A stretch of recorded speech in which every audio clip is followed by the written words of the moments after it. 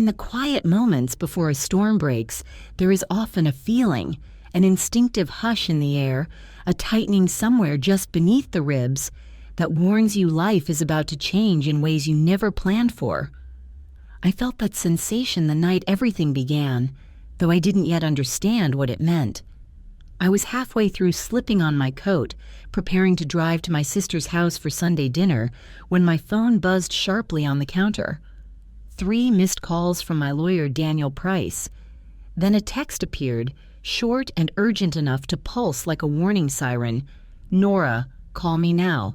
Do not go to your sister's house. I mean it."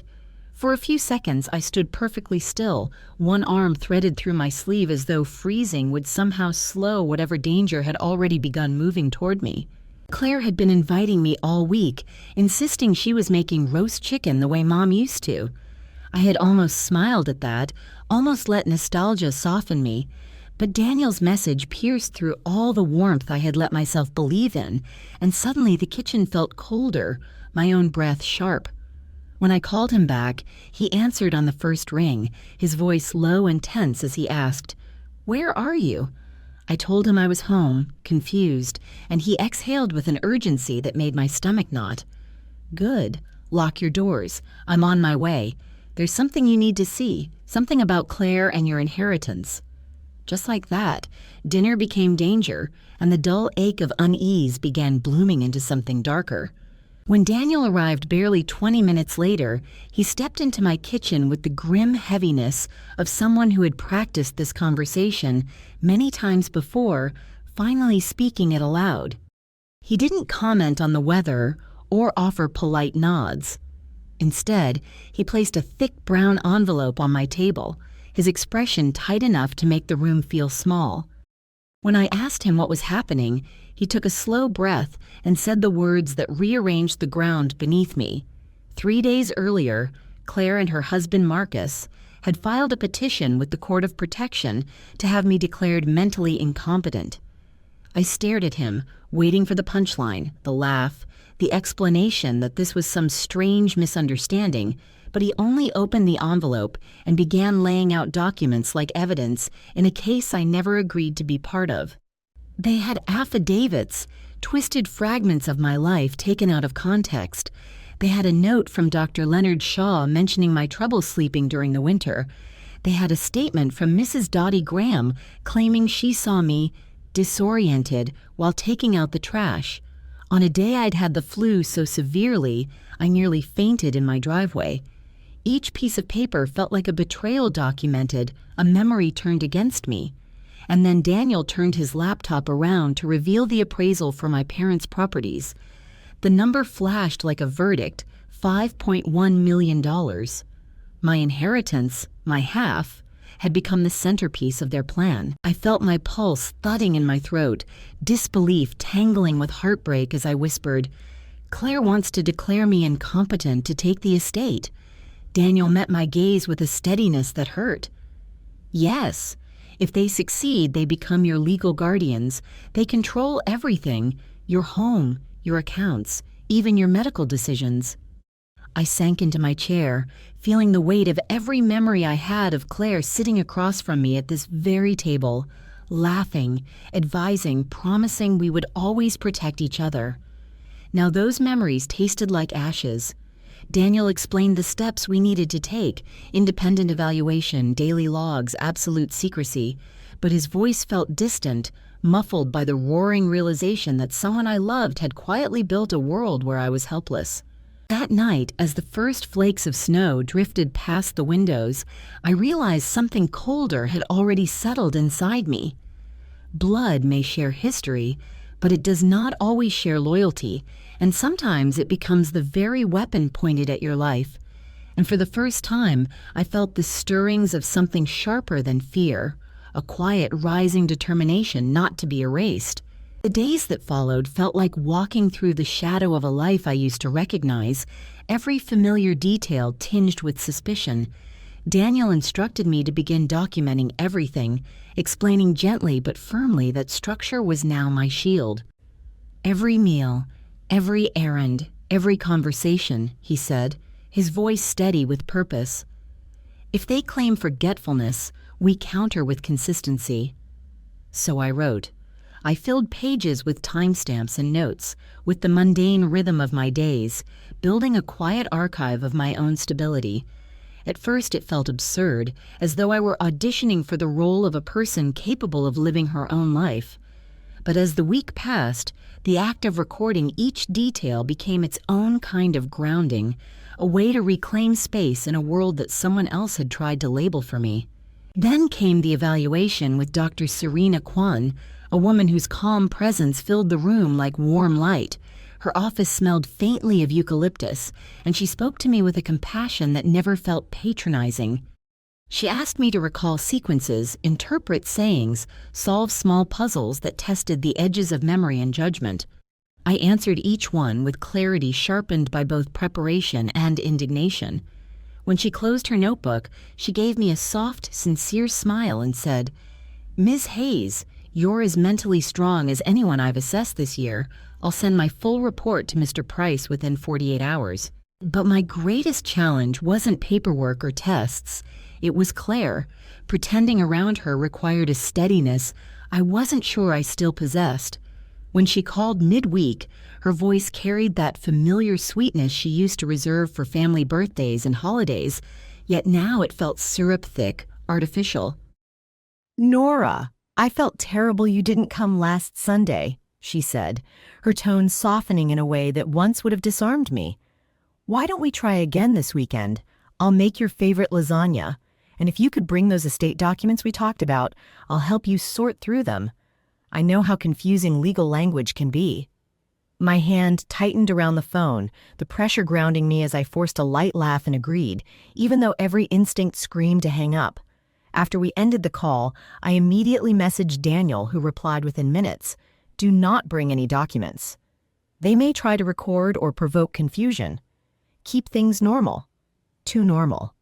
That night, lying awake while streetlights cast shifting patterns across my bedroom ceiling, I thought about the ways Claire had always hovered at the edges of my life with a kind of protective authority. At our mother's funeral, she had stood beside me like a guardian, promising we would always be each other's safe place. Now that memory felt warped, a relic of a sister who no longer existed outside my grief for what we used to be. Betrayal doesn't always arrive with thunder. Sometimes it comes disguised as kindness, wrapped in warm invitations and recipes from childhood. The rain began softly that Friday night, a gentle tapping against the windows as I prepared tea in the kitchen. The clock read 9:12 p.m. when a timid knock at the front door cut through the quiet. I wasn't expecting anyone, and for a moment I hesitated, listening to the uncertain rhythm of it. When I opened the door, the girl standing there looked like a shaken version of someone I once knew well. Ava, my 15-year-old niece, was drenched from the rain, clutching her backpack against her chest as though it were armor. Her voice trembled when she whispered, "Aunt Nora, can I come in? They don't know I'm here." Something inside me tightened, not fear, but a visceral understanding that whatever came next would change everything. Ava stepped into the house with the hesitant movements of someone afraid the world might collapse beneath her feet. I wrapped her in a blanket and guided her to the kitchen, where the soft glow of the overhead light made her look even younger than 15. She held the mug of cocoa I placed in her hands as if it were the only warm thing she had felt in days. For a long moment, she didn't speak, just stared at the swirling steam with an expression caught between guilt and fear. When I asked gently what had happened, she swallowed hard and pulled out her phone with trembling fingers. "I know what Mom and Dad are doing to you," she whispered, her voice cracking. "And you have to hear this." Before I could respond, she tapped the screen, and the kitchen filled with the unmistakable sound of Claire's voice. Hearing my sister speak about me with such cold calculation felt like a blade sliding through something tender. Claire spoke with the calm certainty of someone discussing household chores, not the complete dismantling of a sibling's life. Once the court declared me incompetent, she planned to sell my condo, transfer my accounts, and assure that I wouldn't even realize what was happening. Then came Marcus's voice, smooth and transactional, as he noted that the money would buy them time with investors and help them rebuild after their mounting losses. And finally, Claire again, sharp, entitled, chilling, saying I had been handed everything, that it was time those assets went to someone who deserved them. When the recording ended, the silence that followed felt suffocating. I stared at Ava as though seeing her for the first time, this child who had become the unexpected hinge upon which my entire future might turn. Tears spilled down her cheeks as she whispered, I didn't want to betray Mom, but what they're doing, it's not right. They talk about money all the time now, and they talk about you like you're not even a person. Something inside me broke, not with despair, but with a fierce, aching gratitude. I reached across the table, taking her trembling hands in mine, and told her she'd done the bravest, hardest thing anyone in our family had done in a very long time. I sent the recording to Daniel that night. He called me almost immediately, his voice tight with a mix of relief and anger. Nora, this changes everything. This is no longer just a guardianship case. It's evidence of premeditated fraud and financial exploitation. We're filing a counter-petition first thing in the morning. I felt my breath steady as he spoke, the tremor in my chest easing for the first time in weeks. For months, Claire had been writing a story in which I lost everything, my independence, my home, my name. But now, thanks to Ava, I finally had the truth strong enough to expose every lie. The night deepened, rain softening into a steady hush as Ava settled onto my couch, curled under a blanket still warm from the dryer. I watched her sleep, her face troubled even in rest, and I wondered how long she had been carrying the weight of her parents' choices.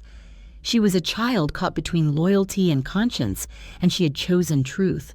The next morning arrived heavy with anticipation. The day of the hearing rose before me like a cliff I had no choice but to climb. As I dressed, my hands were steadier than I expected. Fear still lived somewhere inside me, but its shape had changed. It no longer felt like something that could swallow me whole. Instead, it felt like something I could finally look in the eye. By the time I arrived at the courthouse with Daniel beside me, the sky had turned a muted gray, thick with the promise of rain. I held my folder of documents close, feeling the weight of every injustice and every proof pressed into its seams. When we stepped onto the slick marble steps, Daniel glanced at me and said quietly, "Whatever happens inside, remember, you didn't come here alone." And for the first time since this battle began, I believed him. Inside the courthouse, the air felt dense, as though the walls themselves absorbed the tension of every broken family that had stood here before mine. The courtroom smelled faintly of old varnish and cold paper, and when Judge Evelyn Hart entered, her presence filled the space with a quiet authority that made my pulse quicken. Claire sat across the aisle with Marcus beside her, both dressed impeccably, both performing the calm dignity of people who believed they were about to win. She didn't look at me at first, but when her gaze finally lifted and our eyes met, something wavered behind her practiced composure. Fear, guilt, or simply the recognition that her plan was no longer unfolding the way she'd scripted it. The bailiff announced our case in a steady voice that echoed slightly against the paneled walls. Claire's attorney rose first, a polished man with a smooth tone that carried deliberate sympathy. He painted a picture of a devoted sister trying to protect me from my supposed cognitive decline. He gestured toward me as though I were fragile glass, referencing distorted moments, photographs, notes, and observations taken wildly out of context. He described my forgotten car keys, my winter sleep troubles, the flu-induced dizziness Mrs. Graham misinterpreted. Each detail felt like being stabbed by the ghost of a moment I had never imagined could be weaponized. I sat still, breathing steadily, while Daniel remained composed beside me, his hands folded, his expression unreadable. When it was our turn, Daniel stood with a calm conviction that shifted the entire room. He first submitted Dr. Serena Kwan's independent evaluation, stating firmly that I showed no signs whatsoever of cognitive impairment and, in fact, demonstrated a mental acuity above average for my age. Judge Hart scanned the report with sharp eyes, nodding once in acknowledgement. Then Daniel methodically revealed the Rowan family's financial distress, the massive mortgage on their 6-bedroom Aspen Ridge home, the hundreds of thousands of dollars lost in Marcus's failing startup, and the outstanding taxes. Murmurs rippled through the courtroom like distant thunder. Claire's attorney rose to object, claiming the information irrelevant, but Daniel cut him off with a clarity that was almost surgical. It is entirely relevant because it establishes motive. Then he nodded toward me, and I felt the room tilt with significance. My hands were steady as I reached into my folder and produced the small USB drive that carried the truth Ava had risked everything to reveal. Daniel explained the origin of the recording, stating that it captured a private conversation between Claire and Marcus, discussing their plan to obtain guardianship over me and liquidate my assets for their benefit. The judge's eyes sharpened. "Play it," she ordered. Hearing Claire's voice fill the courtroom, calm, calculated, indifferent, was like experiencing betrayal in surround sound. The words struck harder this time, echoing off walls meant to uphold justice. Marcus's voice followed, dripping with strategic intent. When the recording ended, silence fell. A silence so complete it felt as though the room was holding its breath. Judge Hart leaned forward, her expression a mixture of disappointment and steel. Turning to Claire, she asked if she wished to explain why she and her husband had discussed selling my property while I was, as she noted pointedly, sitting here perfectly lucid. Claire opened her mouth, but no coherent explanation came. Her silence was incriminating enough. The judge's ruling was swift yet measured. She dismissed the petition with prejudice, barred Claire and Marcus from contacting me or approaching my home for 2 years, mandated that they cover all my legal expenses, and referred the case to the Crown Prosecution Service for potential charges of fraud and elder abuse. When her gavel struck the desk, the sharp crack reverberated through me like an exhale I hadn't realized I'd been holding for months. People rose, papers shuffled, and the courtroom dissolved into motion, yet I remained seated for a moment longer. I watched Claire bury her face in her hands, Marcus stare rigidly at the floor, and felt a heavy, bittersweet ache settling into my bones. Justice had landed, but the wounds left behind did not vanish with the ruling. Betrayal rearranges the architecture of a heart, and even truth cannot immediately rebuild what has been shattered. Still, as Daniel placed a steady hand on my shoulder and told me softly, "It's over, Nora," I felt something shift within me. Not healing, not yet, but the quiet, undeniable beginning of it. Outside the courthouse, the cold afternoon air wrapped around me with a sharpness that made every breath feel earned. Reporters hovered at a respectful distance, murmuring about the case, their voices blurring into a soft hum beneath the grinding of traffic and the rustle of damp wind. I barely registered any of it because a familiar, tentative voice broke through the noise. "Aunt Nora." Ava stood just a few steps behind me, her face streaked with tears and anxiety, her posture so small and hesitant it made my heart ache. I pulled her into my arms without hesitation, feeling her shoulders shake as she whispered frantic apologies.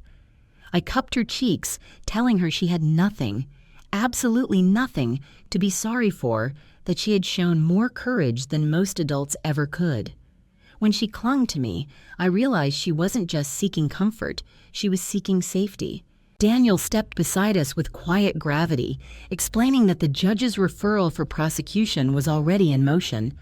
Fraud, attempted exploitation, real consequences awaited Claire and Marcus. I listened, absorbing each word without fully reacting, because the true impact of everything seemed to hover just beyond reach, waiting for a quiet moment to settle in. For now, all I could feel was exhaustion intertwined with a strange, fragile sense of release. At night, my home felt different, as if the walls themselves had loosened from months of tension. I sat at the same kitchen table where the nightmare had begun, my mug of tea warming my palms while the silence pressed gently against my senses. When my phone buzzed, I expected Daniel with another update. Instead, it was Ava. Dad is furious. I don't want to stay here tonight. Can I come back? My response came without a second thought. Pack a bag. You're home now. An hour later, she arrived at my doorstep with a single duffel bag and swollen eyes. She didn't speak much and she didn't need to. I made her hot chocolate the way she liked, with extra marshmallows melting into a soft foam, and soon she fell asleep on the couch, wrapped in the same blanket she'd used the first night she sought refuge here. As I watched her breathe in the soft rise and fall of sleep, I felt something gentle stir in me. Even in the ruins of betrayal, something good had taken root: connection, trust, the fragile beginnings of a new kind of family. In the weeks that followed, the heaviness in the house slowly lifted. Ava's laughter returned in ripples at first, then in full, warm waves that filled the hallways with a brightness I hadn't realized I'd been missing. We cooked together in the evenings, arguing playfully over recipes. On Saturdays, we planted herbs in the backyard, our hands caked with soil as we worked side by side. The home Claire had tried to take from me became a space of healing instead. When Ava asked one quiet evening whether I thought I could ever forgive her mother, I felt the question settle deeply inside me. I told her forgiveness wasn't about pretending someone hadn't hurt you. It was about choosing not to let their choices dictate your future. She nodded, though sadness lingered in her eyes, mirroring my own. We both mourned the Claire we used to know, the one who braided my hair before school, the one who whispered secrets with me under blankets, the one who taught Ava how to tie her shoes and once seemed capable of loving without envy. But the woman she had become was someone else entirely, shaped by desperation and warped by greed. Months later, as winter softened into spring, I drove Ava to the lake house, a place heavy with memory and meaning. We stood on the old dock, letting the breeze lift our hair while the sun dipped toward the horizon. When she asked if I missed Claire, I answered honestly. I missed the idea of her more than the person she had become. Family, I told her, wasn't defined by shared blood but by the safety and truth people offer one another. As Ava leaned against my shoulder, the lake shimmered in quiet ripples, and I felt something settle gently in my chest. Peace, not because the past had healed, but because it no longer controlled me. Back home that evening, the house glowed warmly as Ava studied at the dining table, her books spread out beside a cup of tea. I watched her for a moment, feeling gratitude ripple through me, gratitude for truth, for resilience, for the unexpected family we had built from the wreckage. Claire had tried to strip me of everything, my autonomy, my home, my future. Instead, she revealed what could never be taken. Not my mind, not my worth, not the love I chose. And that, in the end, was the victory that mattered most. If this story moved you, I hope you'll take a moment to like the video, share it with someone who might need it, subscribe for more stories, and leave a comment about which moment resonated with you the most. Your support truly helps this channel grow.